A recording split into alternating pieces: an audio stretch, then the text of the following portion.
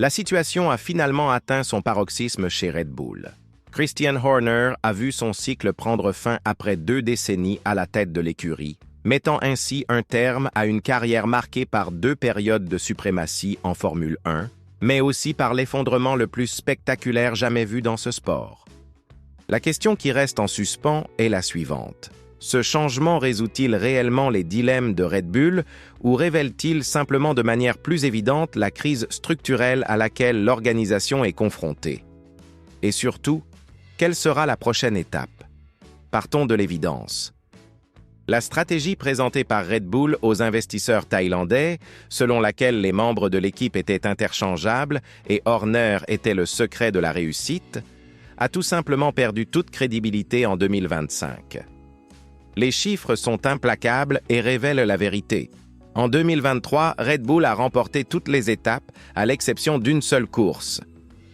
Actuellement, au cours de la saison 2025, les 2 championnats du monde sont pratiquement hors de portée et la campagne peut être considérée comme terminée. Cela démontre l'évolution de McLaren, mais expose en même temps la détérioration fulgurante de Red Bull. Ce déclin présente des caractéristiques complexes qui vont au-delà de ce que l'on observe initialement. Le perfectionnement de la RB21 semble avoir atteint une impasse. Même en conservant sa vitesse, la monoplace ne fonctionne que dans des paramètres extrêmement limités. Red Bull n'a pas réussi à élargir ses paramètres sans compromettre les performances maximales, tandis que McLaren a précisément atteint cet objectif. D'un point de vue opérationnel, la situation s'est également détériorée de manière significative. Red Bull a accumulé plusieurs erreurs lors des arrêts au stand depuis le départ de Jonathan Whitley, particulièrement évidentes à Miami et à Bahreïn. Le Grand Prix de Bahreïn a représenté le moment le plus critique de la saison pour l'équipe, notamment d'un point de vue opérationnel.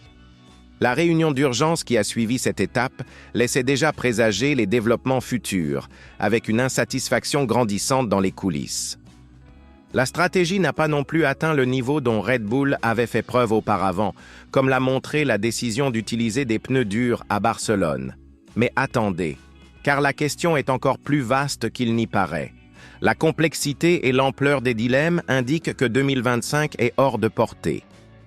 Red Bull mettra en œuvre un autre programme d'amélioration avant la pause estivale, mais comme l'a déjà reconnu le conseiller de l'équipe Helmut Marko, celles-ci ne transformeront pas la saison. Que ce soit Laurent Mekies ou Horner à la tête de l'équipe, le résultat serait probablement le même. Plus important encore, il n'existe pas de solution immédiate. Les problèmes sont structurels et la reconstruction prendra du temps. Paradoxalement, Horner lui-même l'a reconnu lors de ce qui est devenu sa dernière conférence de presse de la FIA en tant que dirigeant de Red Bull. Je me souviens que Dietrich Mateschitz m'avait dit à l'époque que nous n'avions pas besoin du meilleur pilote si nous n'avions pas la meilleure voiture. À ce moment-là, il s'agissait de construire une équipe. Les situations suivent des cycles et le sport suit des cycles. Nous avons connu 2 cycles extraordinairement réussis en Formule 1 et ce que nous voulons faire, c'est construire pour le prochain cycle. C'est précisément là où se trouve Red Bull aujourd'hui. Sauf que ce processus de construction se fera désormais sans Horner. Les fondements d'une nouvelle ère reposent sur 4 éléments. La conception du moteur interne, l'équipe technique, la culture d'équipe et le développement des pilotes. Mais en 2025, la situation sera légèrement différente de celle évoquée par Mateschitz il y a 20 ans. À l'époque, Red Bull devait prouver qu'elle était capable de construire une voiture compétitive. L'embauche d'Adrian Newey était plus cruciale que celle d'un pilote de renom. Aujourd'hui, Red Bull dispose déjà d'un pilote de renom et l'équipe est devenue extrêmement dépendante de lui ces dernières années. Si les points marqués par Tsunoda depuis son arrivée dans l'équipe principale étaient doublés pour 2 voitures, Red Bull serait en dernière position du championnat des constructeurs. Les implications de la perte de Verstappen iraient bien au-delà du simple remplacement d'un pilote. Il est le seul à tirer régulièrement le meilleur de la voiture actuelle, ce qui signifie que l'équipe et la philosophie technique auraient besoin d'être repensées sans lui. Ce n'est pas parce que la voiture est conçue exclusivement pour lui. mais plutôt en raison d'un cercle vicieux. Verstappen est le seul pilote Red Bull à être performant sur la piste. L'équipe doit donc maximiser ses chances en écoutant ses commentaires. Naturellement, la voiture évolue, ce qui rend encore plus difficile pour n'importe quel coéquipier de réussir. Cela fait de Verstappen le seul pilote capable de livrer sur la piste, et le cycle recommence. Si Verstappen venait à partir, Red Bull devrait en partie réinventer sa philosophie. Les nouvelles règles exigent de toute façon une nouvelle philosophie pour 2026. Le deuxième siège reste également un dilemme.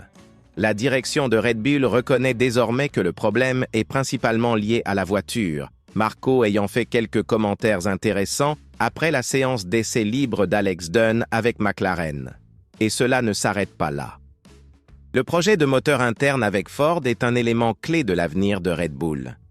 Mark Rushbrook, directeur mondial de Ford Performance, a déclaré que Red Bull Powertrains et Ford atteignaient la plupart des objectifs, mais a reconnu qu'il était impossible pour un nouveau venu de tous les atteindre immédiatement. Lors de sa dernière conférence de presse, Horner a fait écho à ce sentiment, déclarant qu'il serait embarrassant pour Mercedes si Red Bull les devançait. Il s'agit en partie de gestion des attentes, car Red Bull a également mis l'accent sur ce principe directeur lors d'une visite de l'usine. Nous voulons promettre moins et livrer plus. Dans le même temps, il est hautement improbable de battre immédiatement des constructeurs ayant des décennies d'expérience. Red Bull a décrit son projet de moteur comme un investissement à long terme. Pendant les difficultés avec Renault, Red Bull disposait encore d'un châssis très compétitif et d'un ensemble aérodynamique performant. Mais aujourd'hui, cela aussi est incertain. Depuis Miami en 2024, Red Bull est en difficulté et l'équipe technique n'a pas trouvé le moyen de renverser la tendance. La nouvelle direction doit se poser la question suivante. Est-ce dû à des outils obsolètes ou au départ de certains collaborateurs? Ce dernier aspect ne concerne pas seulement Adrian Newey, mais peut-être encore plus l'ancien directeur de l'ingénierie Rob Marshall.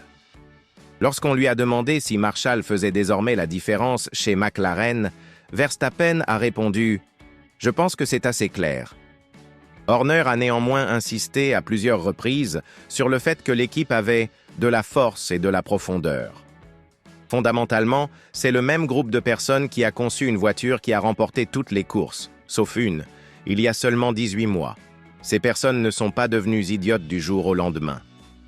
En effet, Red Bull compte toujours dans ses rangs des figures importantes telles que le directeur technique Pierre Vache, le directeur de l'ingénierie de performance Ben Waterhouse et l'ingénieur en chef Paul Monaghan.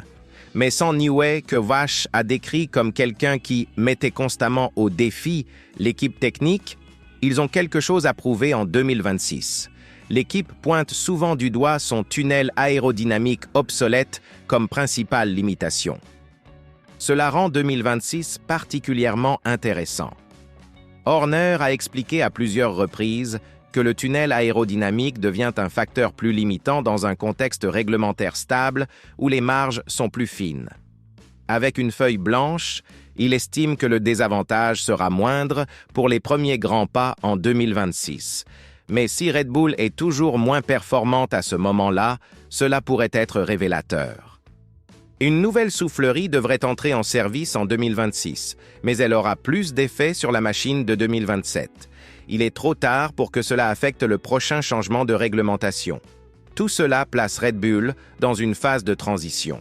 Le succès en 2025 est hors de portée, à l'exception d'une victoire occasionnelle, et 2026 dépend principalement de la conception du moteur.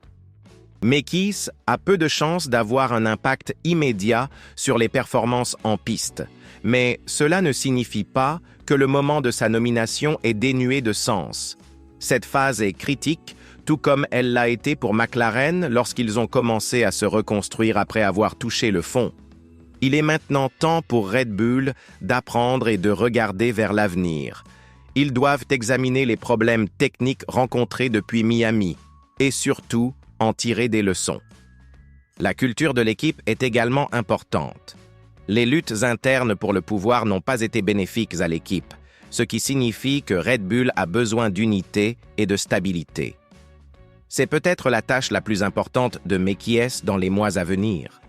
Non pas le succès instantané, mais l'apaisement de l'équipe et la mise en place des bases d'un succès futur. Comme l'a dit Horner, c'est le moment pour Red Bull de construire une troisième ère victorieuse.